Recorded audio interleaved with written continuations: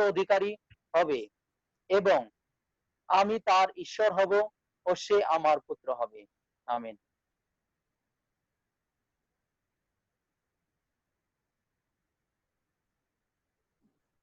Thank you brother Ratish. तो हम लोग अभी प्रकाशित वाक्य का अंत तक पहुंच रहे हैं और एक चैप्टर बाकी है, चैप्टर 22।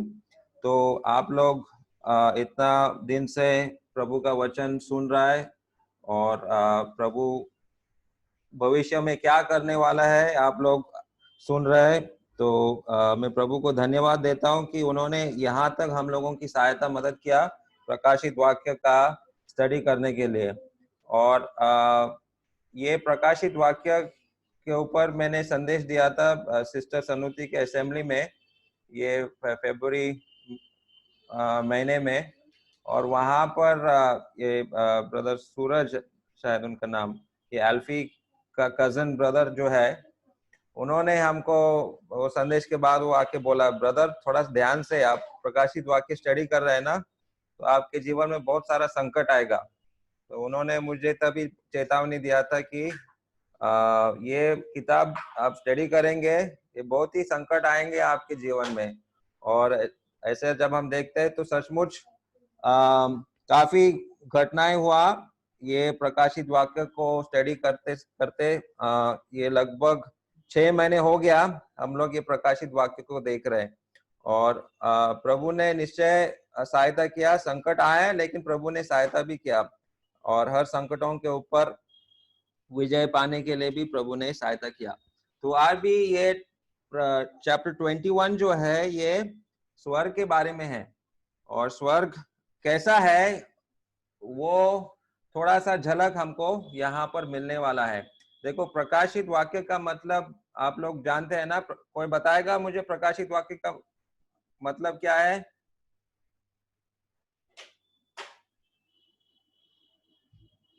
एनीबॉडी? गुप्त जो चीज है वो मतलब कि उसको प्रकाश करना, ऐसा। यस, प्रकाश करना।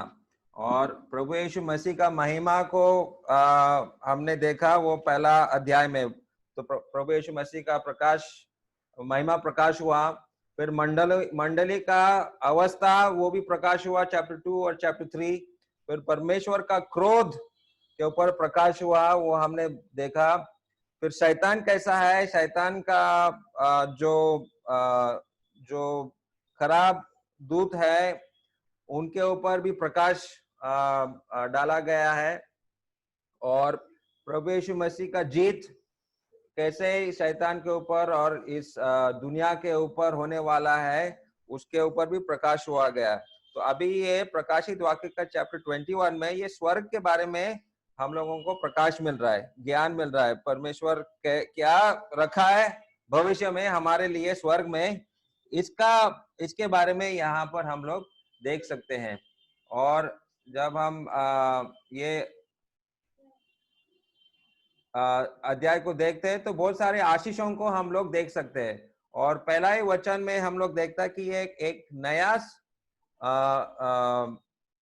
आकाश और नई पृथ्वी, नया आकाश और नई पृथ्वी है। तो पुराना जो है वो नष्ट हो गया।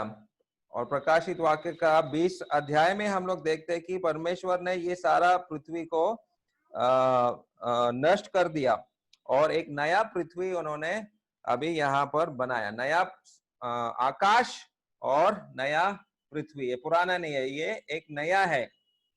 और एक नया जेरूशलेम है, वो दूसरा वचन में आपने पढ़ा, नया जेरूशलेम एक हमको देखने को मिल रहा है। और यहाँ ये नया जेरूशलेम जो है, यरूशलेम जो है, ये प्रभु यीशु मसीह का पत्नी है। ये हमको पता चलता है दूसरा वचन में कि ये नया यरूशलेम जो स्वर्ग से आ रहा है, उतर रहा है, ये प्रभु यीशु मसीह का पत्नी है। और इसमें हम लोगों को रहने को मिलेगा। ये जो नगर, जो शहर स्वर्ग से उतरने वाला है, इसमें रहने को मिलने वाले हैं। और इस नगर में वो चौथा वचन पे वहां पर हम लोग देखते हैं कि वहां पर कोई भी दुख और दर्द, ना कोई रोना या वेदना वहां पर होने वाला है। तो थोड़ा चौथा वचन दोबारा पढ़ो।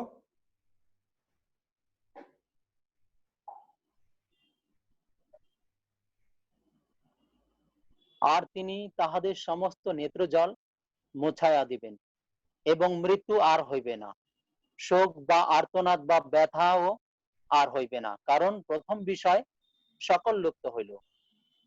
राइट। तो ऐसा दुनिया जो है आज कोशिश कर रहा है कि ये दुनिया में जो वेदना है, जो रोना है, जो मृत्यु है, इसको अंत करने का कोशिश कर रहा है। और परमेश्वर ये दिखाना चाहता है कि ये आप लोगों के हाथों से होने वाला नहीं। और ये कोरोना वायरस जो फैल चुका है पूरा दुनिया भर में, वो यही दिखा रहा है कि हम लोग इन चीजों से अलग नहीं हो सकता है। क्योंकि जब आदम और हवा ने पाप किया है तो अभिशाप आ गया दुनिया में। और वो अभिशाप के वजह से जो कुछ भी इस संसार में हो रहा है वो परमेश्वर आने दिया। और ये कोरोना वायरस भी परमेश्वर ने आने दिया, और मनुष्य को ये दिखाने के लिए कि ये सारी चीजें अभिशाप की वजह से हमारे ऊपर आ चुका है। लेकिन उस नया आकाश और नया पृथ्वी में ये सारी चीजें वहां पर नहीं होने वाला है, और मृत्यु का अंत भी हो गया है। और वो हमने पिछले बार भी स्टडी किया था, और पहला कोरिन्थ का 15वां अध्याय में वो भी हमने स्टडी किया था कि कैसे मृत्यु जो है ये अंतिम शत्रु है, और ये अंतिम शत्रु के ऊपर प्रभु यीशु मसीह ने जीत पाया। और प्रभु यीशु मसीह ने क्रूस के ऊपर ही ये जीत पाया है, और मृत्यु को उसने जिताया है। और ये चीजें, ये सारे दुख, दर्द, रोना जो आज दुनिया में हो रहा है, वो उस नया दुनिया में, उस नया आकाश, नया यरूशलेम में ये सारी चीजें नहीं होगा। और ये सारी चीजों को देखने को हम लोगों को मिलेगा। सिर्फ देखना नहीं, सिर्फ ये चीज देखकर खुश नहीं होना, उसमें रहने को हमको मिलेगा। और 5वां वचन पे ऐसा लिखा है कि हम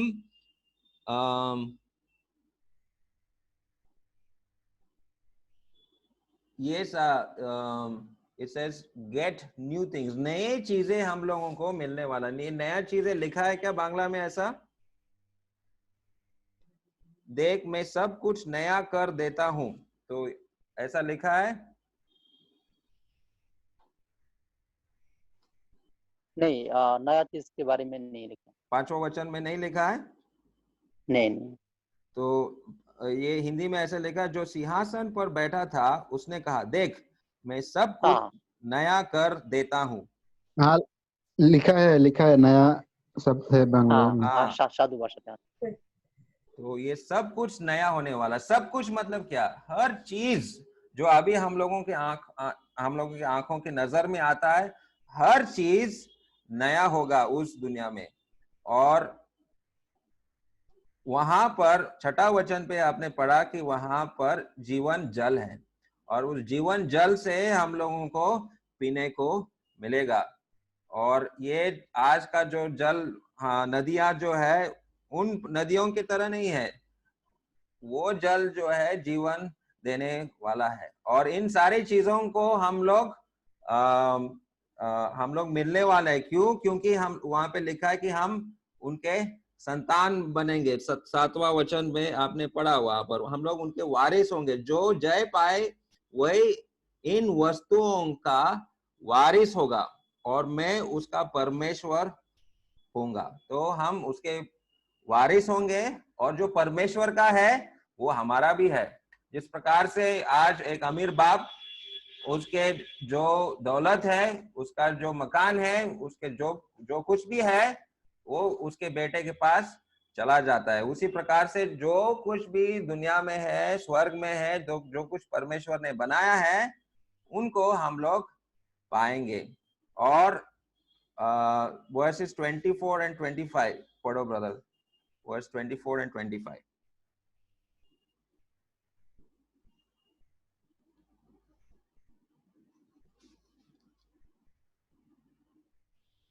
24, 25 আর জাতিগণ তাহার দীপ্তিতে গমনাগমন করিবে এবং পৃথিবীর রাজারা তাহার মধ্যে আপন আপন প্রতাপ আনেন।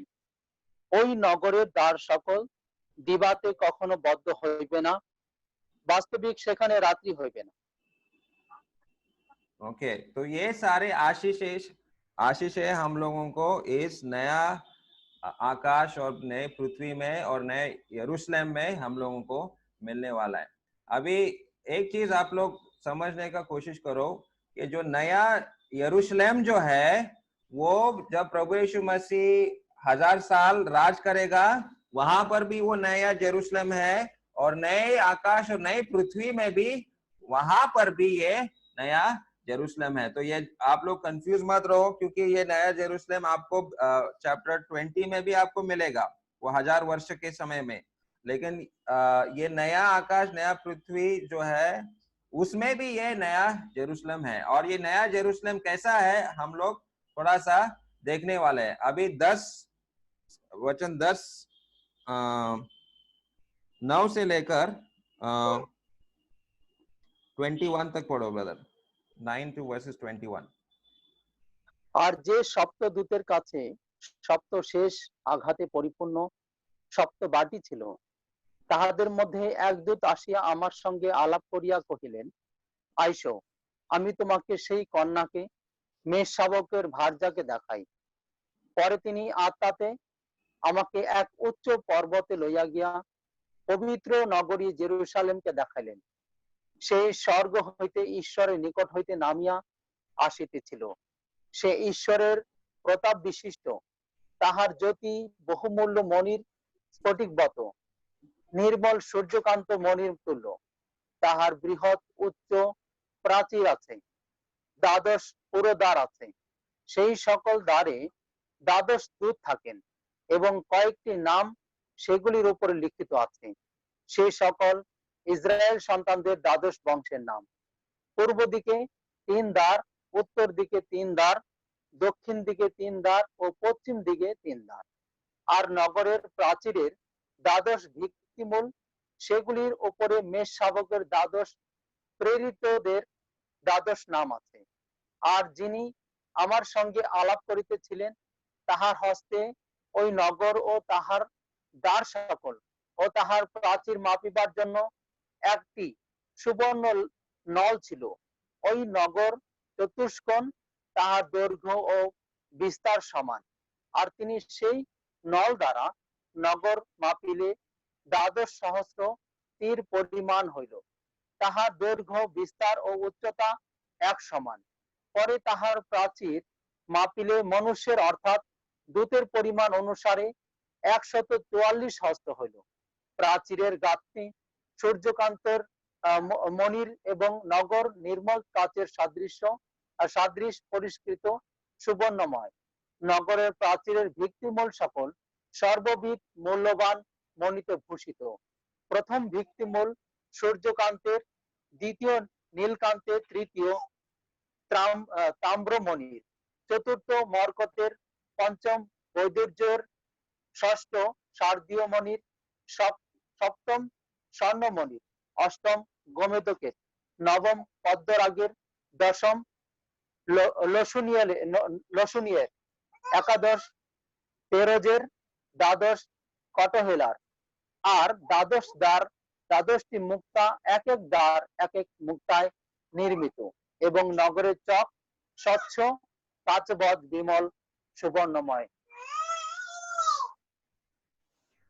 Thank you brother. और अभी ये जो जेरूशलेम जो है ये भी नया है, और ये पुराना जेरूशलेम जो आज हम लोग देख सकते हैं, वहां पर डेली युद्ध होता है, वहां पर डेली मारपीट होता है। वहाँ जो यहूदी लोग हैं और मुसलमान लोग हैं, उनके बीच में हर रोज झगड़ा होता है। लेकिन ये नया जेरूशलेम पे इस प्रकार का नहीं होने वाला है, वो कोई झगड़ा नहीं होगा।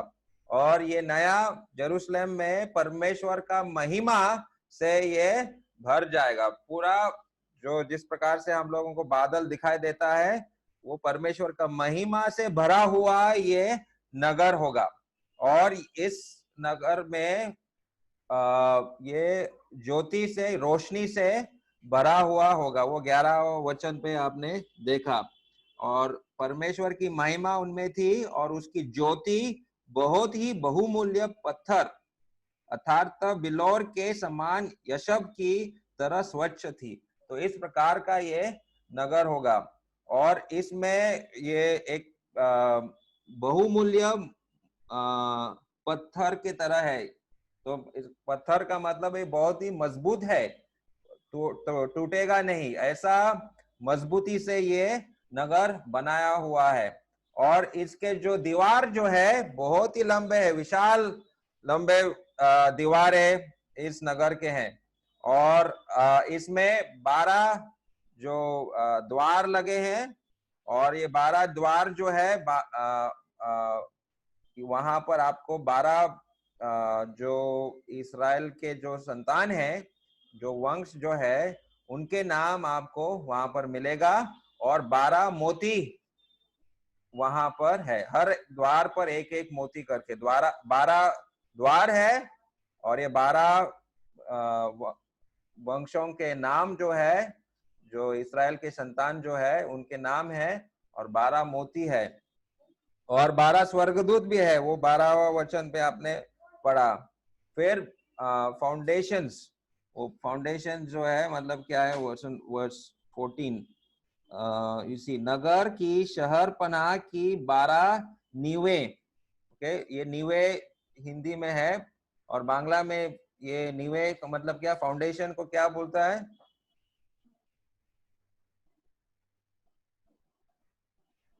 चौदहवां वचन है। ভিত্তিমূল।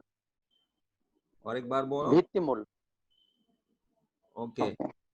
वो मेरे मुंह में नहीं आ रहा है वो शब्द, लेकिन আর নগরের প্রাচীরের দ্বাদশ ভিত্তিমূল, সেগুলির উপরে মেষ শাবকের দ্বাদশ, প্রেরিতদের দ্বাদশ নাম আছে। ভিত্তিমূল ও जो शब्द है। ओके, तो ये जो वृत्ति मूल या नीवे जो है, ये हिंदी में ही शब्द जो है, उसके ऊपर 12 प्रेरितों के नाम लिखे गए। और ये 12 प्रेरित जो है, ये 12 अलग अलग खजानों के तरह है। तो 18वां वचन पढ़ो, वर्स 18।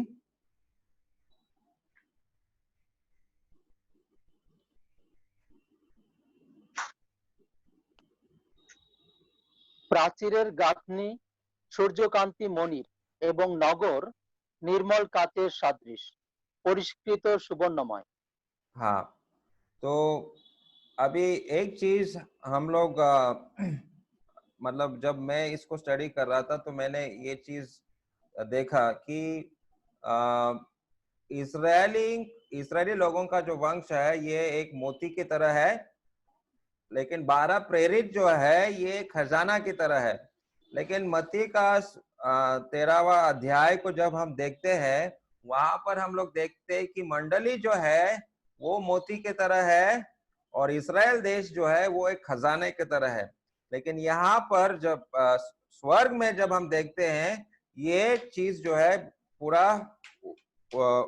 उल्टा हो गया है और ये मोती जो है ये इस्राएली लोगों की तरह है और ये जो मंडली के जो लोग हैं वो एक खजाना की तरह है जो प्रभु यीशु मसीह के पास है। ये क्यों हो रहा है मुझे भी ठीक से पता नहीं है, अगर किसी को मालूम है तो वो बता सकता है, लेकिन इतना मैंने देखा है कि ये अलग है। और इतना मैं जानता हूँ कि परमेश्वर के नजर में ये संत लोग विशेष है, वो मोती की तरह भी है और एक खजाना की तरह भी है। और इसका जो लंबाई, चौड़ाई और ऊंचाई जो है, यहाँ पर 12,000 फरलॉन्ग्स जो लिखा है इंग्लिश में, ये मतलब 2,300 किलोमीटर है। 16वां वचन में जो आपने पढ़ा, 16वां वचन में वह नगर वर्गाकार बसा हुआ था और उसकी लंबाई चौड़ाई के बराबर थी और उसने उस गज से नगर को नापा तो 750 कोस की निकला। ये 750 कोस जो है ये 2,300 किलोमीटर है। और मैं बाद में आपको दिखाऊंगा 2,300 किलोमीटर मतलब क्या है, मैं आपको एक फोटो दिखाऊंगा। और ये नगर जो है पूरा सोने से भरा हुआ है। 18 वचन में आपने पढ़ा, वो सोने से भरा हुआ है। और वर्ष 21 में भी वहां देखते हैं कि 12 फाटक 12 मोतियों के थे, एक एक फाटक एक एक मोती का बना था। नगर की सड़क स्वच्छ कांच के समान शुद्ध सोने की थी। और ये फोटो में भी अगर आप दिख रहा है, जो फोटो जो है ये अधूरा है, इससे भी बड़ा सुंदर ये नगर है। और ये सोना इतना साफ है कि ये सोना एक कांच के जैसा लग रहा है, ऐसा ये सोना है। और यहाँ पर हम देखते हैं कि यहाँ 22 वचन में यहाँ पर कोई मंदिर नहीं है। 22 वचन पढ़ो ब्रदर।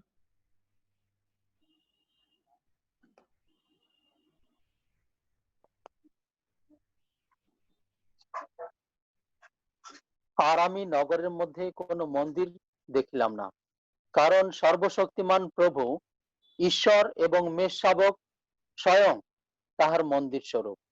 ओके, तो मंदिर अभी इसमें नहीं है। अभी यरूशलेम पे यहूदी लोग मंदिर बनाने का कोशिश कर रहे हैं, और वो सोचते हैं कि परमेश्वर आकर वो लोग हाथ से बनाया हुआ मंदिर में आकर रहने वाला है। लेकिन ये यहूदी लोग आज जो मंदिर बनाएगा उसमें ख्रिस्त विरोधी, मतलब मसीह विरोधी आकर रहने वाला है। प्रभु यीशु मसीह ये हाथ का बना हुआ मंदिर में नहीं आने वाला है। प्रभु यीशु मसीह जो स्वर्ग से उतर के आया हुआ यरूशलेम, उसमें वो रहने वाला है। और उसमें कोई मंदिर नहीं है, पूरा यरूशलेम ही परमेश्वर का मंदिर है। और लास्ट में हम देखते हैं कि वर्स 23 में पढ़ो ब्रदर।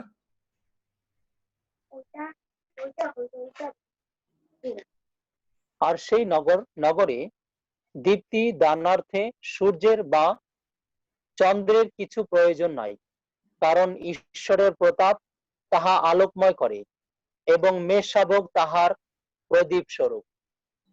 तो ये नया यरूशलेम में सूर्य और चंद्र का कोई जरूरत नहीं है, क्योंकि प्रभु यीशु मसीह खुद ये रोशनी रहेगा। वो खुद ही आलो है, खुद ही लाइट है, और इसलिए वहां पर सूर्य चंद्र का कोई जरूरत नहीं है, और यहाँ पर कोई रात होने वाला नहीं है। तो मैंने बोला था ये 2300 किलोमीटर कितना है, मैं आपको दिखाऊंगा। तो धूपगुड़ी जो है, हम लोग यहाँ नेपाल भूटान ये वहां पर है। और मेरा जो घर है, मेरे पापा मामी जो रहता है मिरज में, महाराष्ट्र में है, वो लगभग 2300 किलोमीटर है। तो इतना अंतर है। तो ये 2300 किलोमीटर के बीच में कितना लोग रहता है, कितना राज्य को पार करना पड़ता है। आप इस फोटो में, ये गूगल मैप से हमने निकाला, ये लगभग 2300 किलोमीटर है। तो इतना बड़ा नगर ये यरूशलेम होगा, इतना बड़ा होगा। और कितने लाख लोग रहते हैं अभी महाराष्ट्र से यहाँ, जहां पर बंगाल में जहां हम रहते हैं, कितने लाखों लोग रहते हैं, लाखों करोड़ों लोग रहते हैं।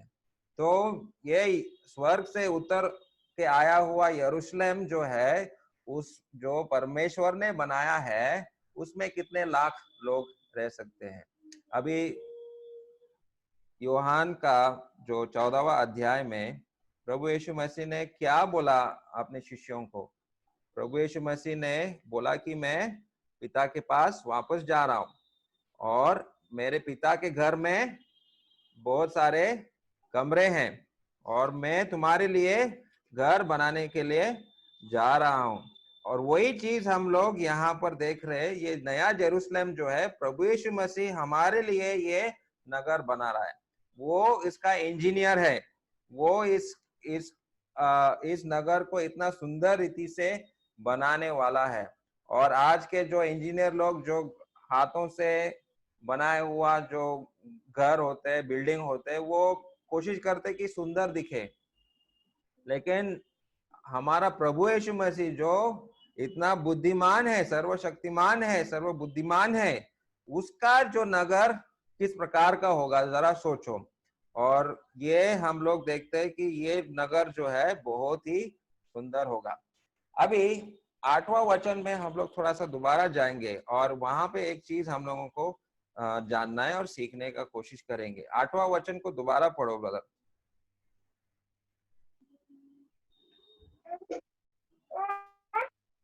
কিন্তু যাহারা ভীরু বা অবিশ্বাসী বা ঘৃণাহ বা নরঘাতক বা বেশ্যাগামী বা মায়াবী বা প্রতিমা পূজক তাহাদের এবং সমস্ত মিথ্যাবাদীর অংশ অগ্নি ও গন্ধকে প্রজ্বলিত হৃদয় হইবে, ইহাই দ্বিতীয় মৃত্যু। अच्छा, यहाँ पर लिखा है यह दूसरी मृत्यु है। तो ये दूसरी मृत्यु क्या है, थोड़ा सा समझने के लिए कोशिश करेंगे। तो दूसरी मृत्यु को समझने के पहले हम लोगों को पता है कि प्रभु यीशु मसीह ने निकोदेमस को यूहन्ना का 3:3 में बोला था कि तुमको एक नया जन्म लेना पड़ेगा। You must be born again. ये नया जन्म मतलब दूसरा बार आपको जन्म लेना पड़ेगा, तब आप परमेश्वर के राज्य में प्रवेश कर सकते हैं। लेकिन यहाँ पर हम लोग देखते हैं कि एक दूसरा मृत्यु भी है। अगर दूसरा जीवन है तो एक दूसरा मृत्यु भी है। और वो दूसरा मृत्यु जो है, जो पहला मृत्यु क्या है, तो पहला मृत्यु हम लोग इफिसियों का 2:1 में आपको मिलेगा।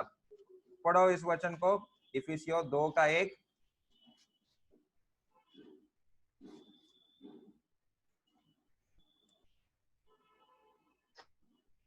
যখন তোমরা নিজ নিজ অপরাধে ও পাপে মৃত ছিলে, তখন তিনি তোমাদেরকে জীবিত করলেন।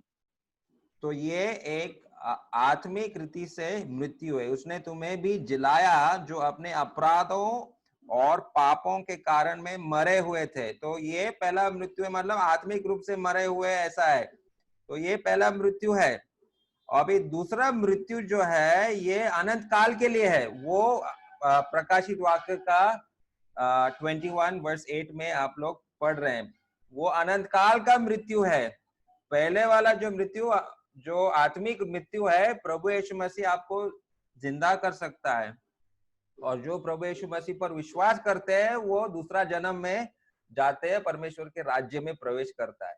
लेकिन जो प्रभु यीशु मसीह पर विश्वास नहीं करते हैं, अंत में उनको ये दूसरा मृत्यु मिलने वाले हैं। और बाइबल में उदाहरण भी है दूसरा मृत्यु जो पाए हुए लोग हैं। तो उसको अगर जानना है तो यहूदा का पत्र को खोलो। यहूदा जो प्रकाशित वाक्य से पहले है, वहां पर आप देख सकते हैं कि उसका 11 और 12 वचन पढ़ो। यहूदा की पत्री, उसमें एक ही अध्याय है और उसका 11 और 12 पढ़ो।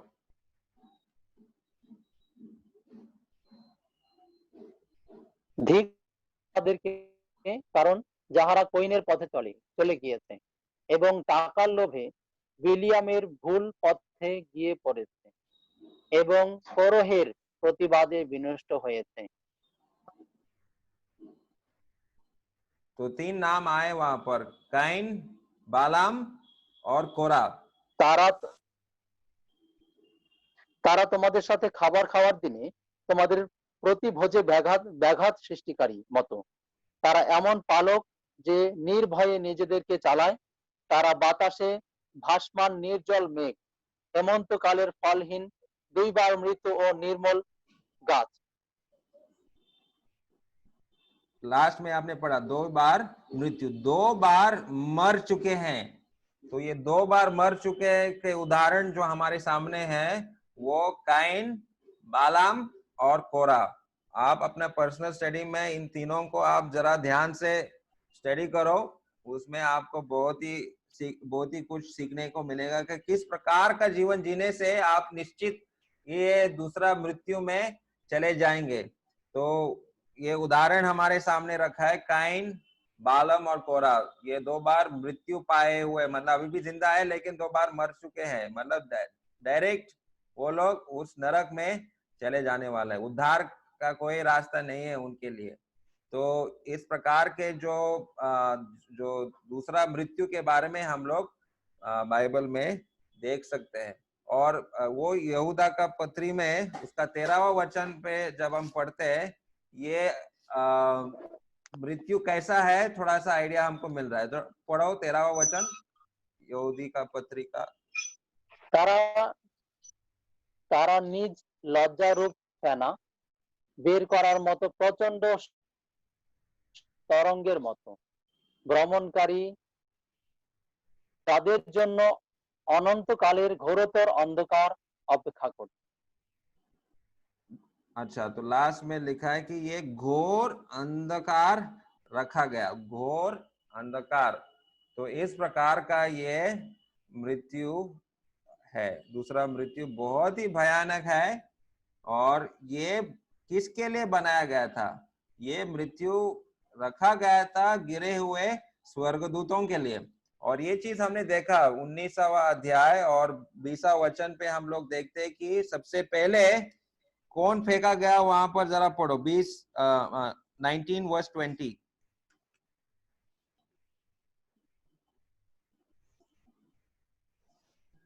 प्रकाशित वाक्य 19 वर्स 20।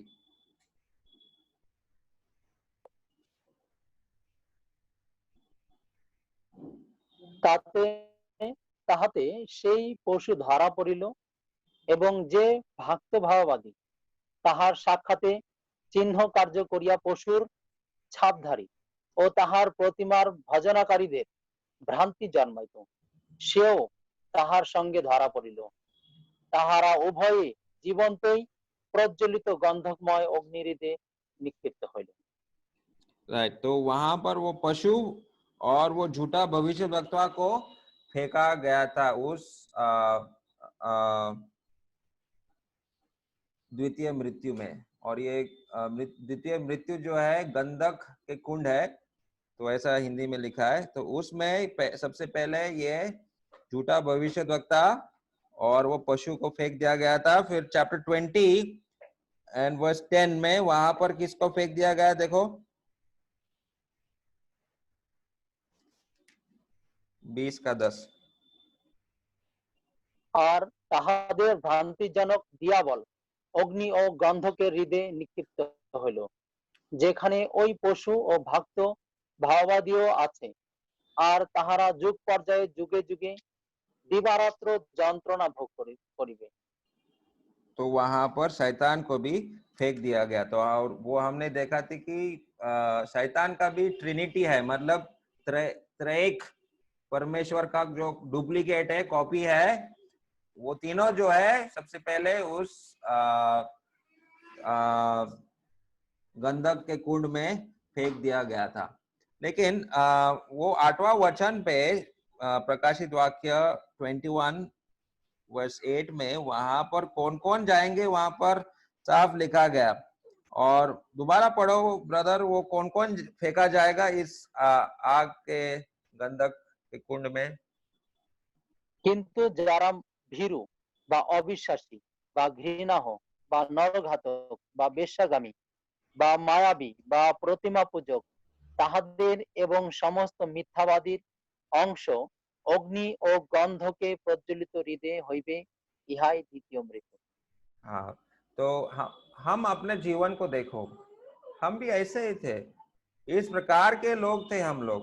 लेकिन प्रभु यीशु मसीह ने इन सारे खराब चीजों से, सारे पापी रास्ताओं से हमको बचाया है। हम इस प्रकार के लोग थे, लेकिन प्रभु यीशु ने हमको बचाया। और यहाँ पर एक इंग्लिश में वहां पर जो सबसे पहला जो है वो कावर्डली बोलते। कावर्ड का मतलब हिंदी में वर्स 8 में वर्स इट इज मींस डरपोक। तो जो डरपोक है, बांग्ला में क्या शब्द है डरपोक के लिए?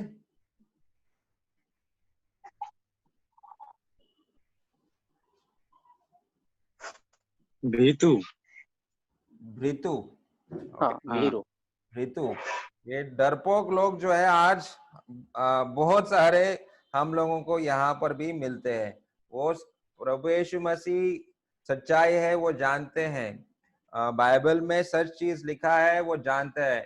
हम लोग पापी है वो लोग जानते हैं, एक ही परमेश्वर है वो लोग जानते हैं, प्रभु यीशु मसीह क्रूस पर मरा वो लोग जानते हैं, लेकिन वो विश्वास नहीं करना चाहते हैं।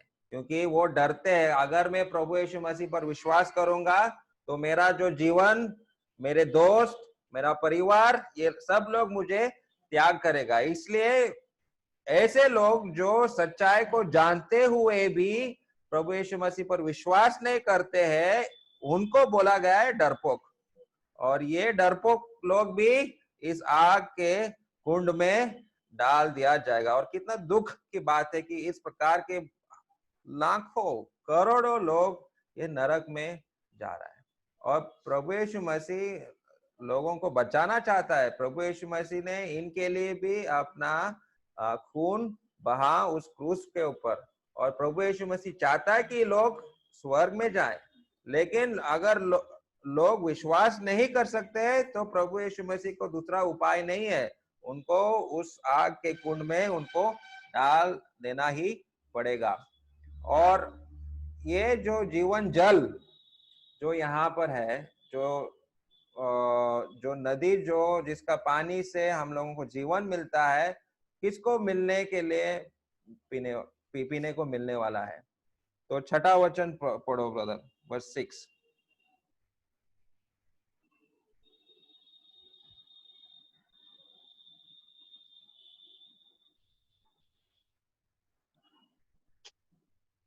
পরে তিনি আমাকে আবার বললেন, সবকিছু করা হয়েছে, আমি আলফা এবং ওমেগা, শুরু এবং শেষ। যার পিপাসা পেয়েছে তাকে আমি মূল্য ছাড়াই জীবন জলের ফোয়ারা থেকে জল দেব। राइट, जो प्यासे हैं, जो पिपासा पाए हैं, जो प्यासे हैं, उनको इस जल से पीने के लिए मिलेगा। और 7वां वचन पढ़ो।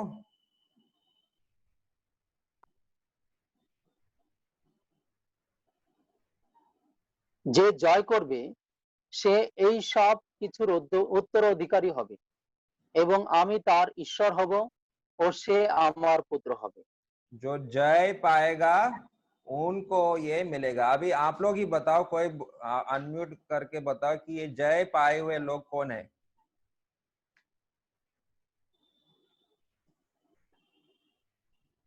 कौन है जय पाया हुआ?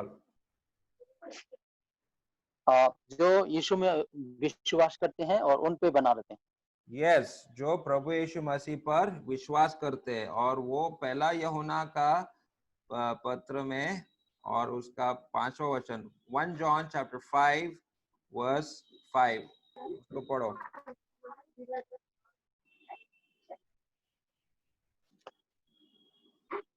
First John, yes, 1 John, 1 John।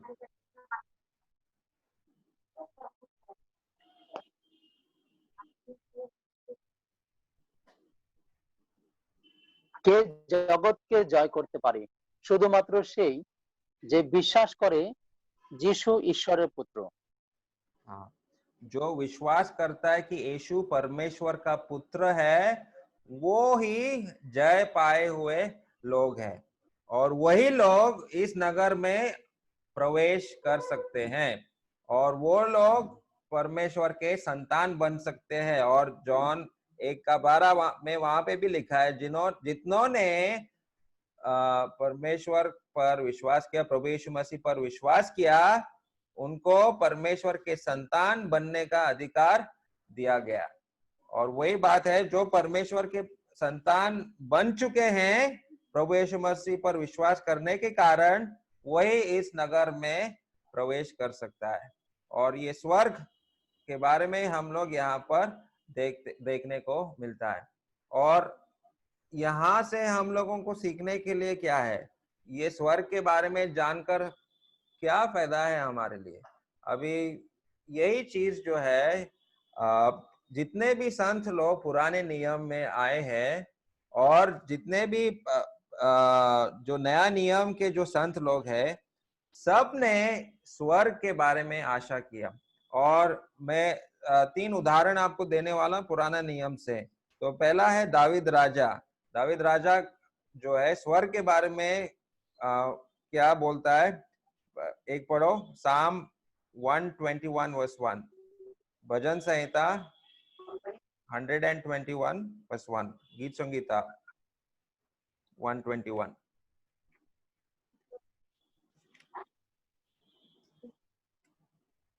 121 sorry कितना है?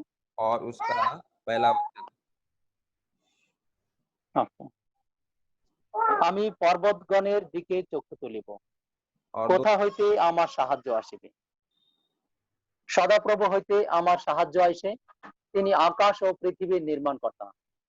ओके, तो दावीद राजा भी यही उसका नजर आकाश की तरफ है, जो स्वर्ग को बनाता है और जो आकाश को बनाता है और पृथ्वी को बनाने वाला, उसके ऊपर उसका नजर है। और वही हम लोग यहाँ पे देखता है कि प्रभु यीशु मसीह ये नया जेरूशलेम बनाए, नया आकाश बनाए, नया पृथ्वी बनाए, और उस दावीद राजा का नजर उस सृष्टिकर्ता के ऊपर है, आकाश के ऊपर है, और जो स्वर्ग से उतरने वाला जो नगर है उसके ऊपर उसका नजर है।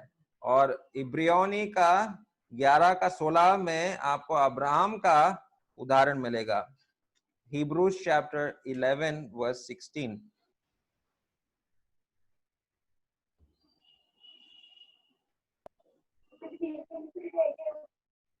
কিন্তু এখন তাহারা আরো উত্তম দেশের অর্থাৎ স্বর্গীয় দেশের আকাঙ্ক্ষা করিতেছেন। এই জন্য ঈশ্বর তাহাদের ঈশ্বর বলিয়া আখ্যাত হইতে তাহাদের বিষয়ে লজ্জিত নহেন, কারণ তিনি তাহাদের নিমিত্ত এক নগর প্রস্তুত করিয়া। तो अब्राहम भी उस स्वर्गीय नगर के ओर उसका लक्ष्य केंद्रित था। तो अब्राहम का शक्ति भी वहीं से आ रहा है, जो स्वर्ग की तरफ वो देख रहा है कि परमेश्वर का बनाया हुआ नगर के पास हमको जाना है। वो इस दुनिया के चीजों के ऊपर उसका नजर नहीं था, स्वर्ग के तरफ उसका नजर था। तो इसलिए इन लोगों को शक्ति मिला अपना विश्वासी जीवन जीने के लिए। और लास्ट उदाहरण हम लोग देखेंगे दानियल 6 का 10, दानियल 6 अध्याय और 10वां वचन।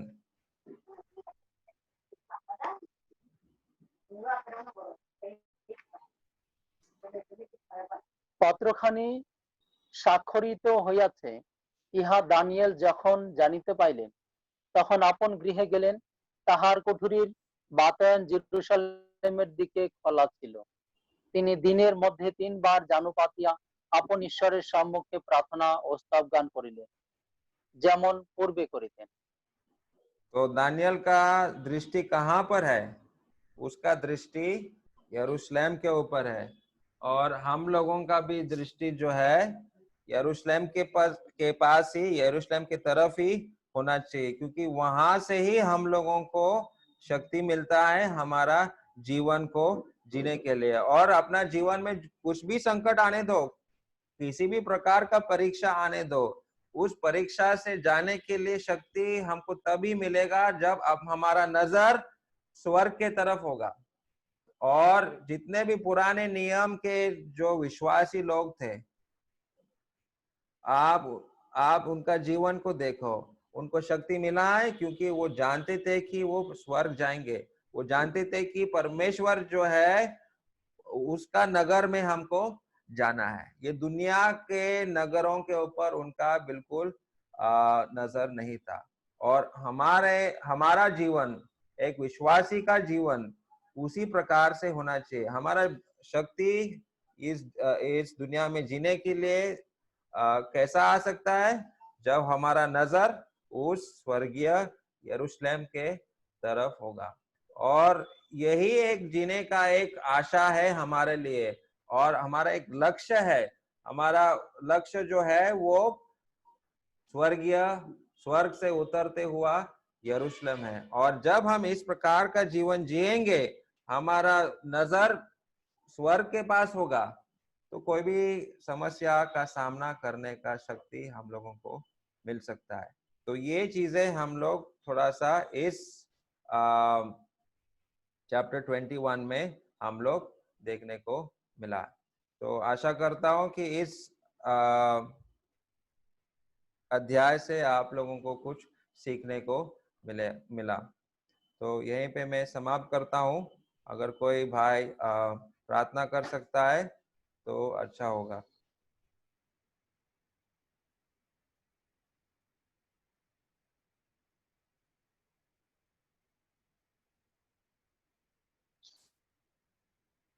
ঠিক আছে, চলুন আমরা প্রার্থনা করি সকলে।